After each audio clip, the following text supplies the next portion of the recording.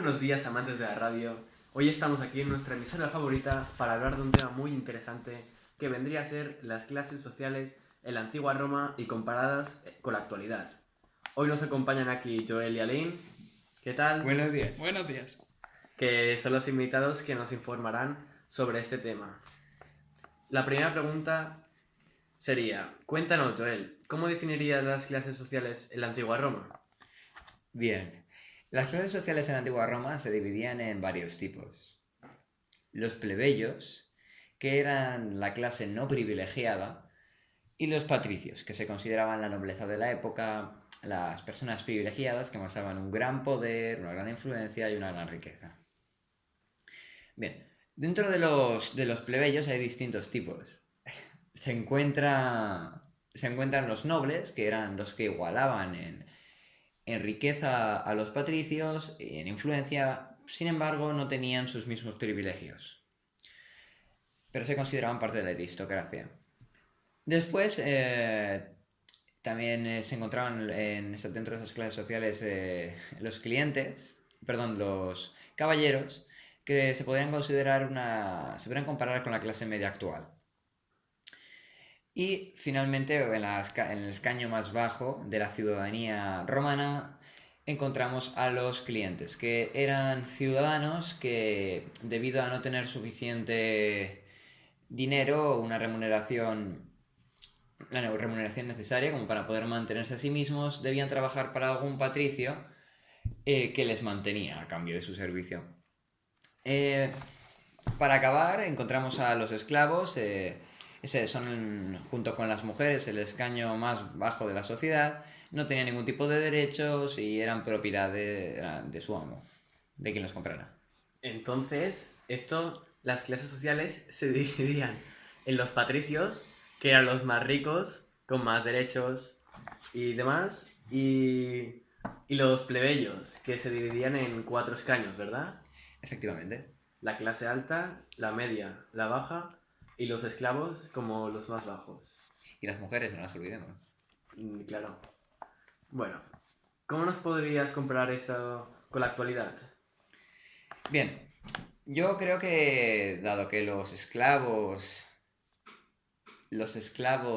y los patricios han desaparecido, ya que hoy en día, pues no hay, en teoría, no hay nadie que tenga unos privilegios por encima, en cuanto a ciudadanía, por encima de los demás. Creo que se podría comparar bastante bien con los nobles, los caballeros y los clientes, que forman las 3 clases que hoy podemos ver en la sociedad, que son la alta, los nobles, la media, los caballeros, y la baja, los clientes.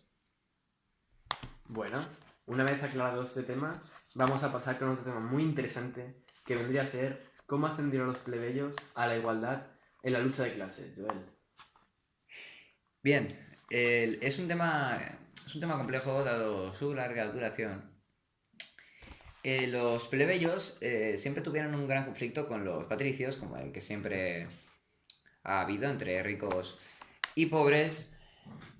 Y bien, podríamos decir que en un principio, durante el reinado, bueno, con la destitución, con la expulsión de Tarquinio el Soberbio, el último rey de la monarquía romana, se constituyó una república, la cual en un principio dominaron los plebeyos.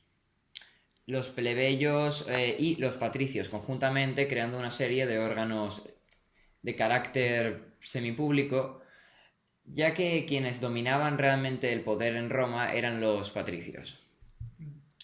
Pero eso, durante los años posteriores a la institución de Tarquinio, la plebe, según una serie de revueltas contra los patricios y una cierta presión, pudieron lograr las leyes licinio-sextias, que constituyeron una aportación, un aumento de la influencia de la plebe, una representación parlamentaria y gubernamental en la República, y finalmente pudieron obtener mayores derechos, incluidos ya tratado en clase el tribuno de la plebe.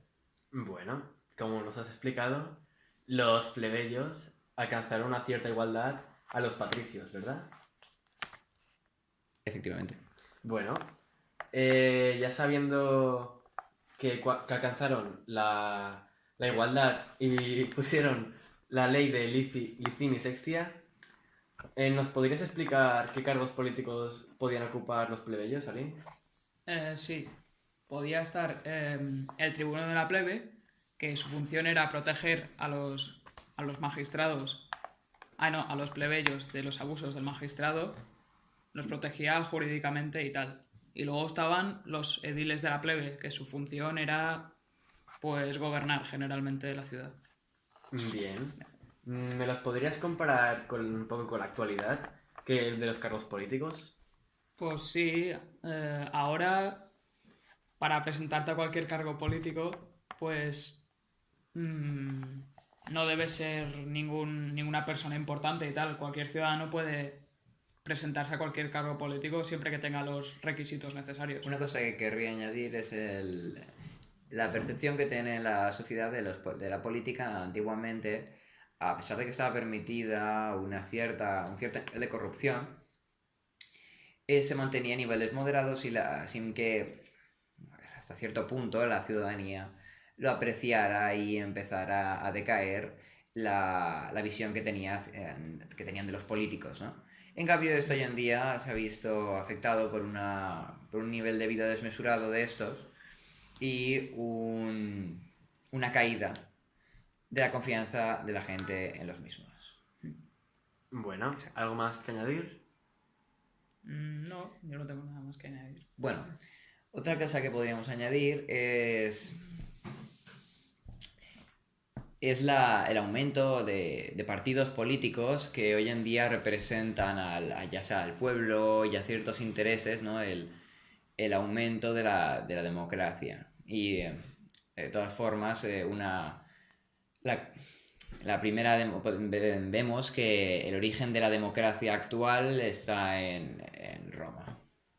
Sí, la verdad es que ahora hay más partidos políticos que comparado con la antigua Roma y la verdad es que se nota con la variedad. Bueno, tenemos que acabar aquí ya el programa. Ha sido una lástima, pero bueno, hemos aclarado muchos temas y ha sido un placer traerlos aquí. Igualmente. Igualmente. Bueno, adiós. Adiós. Encantado, Javier.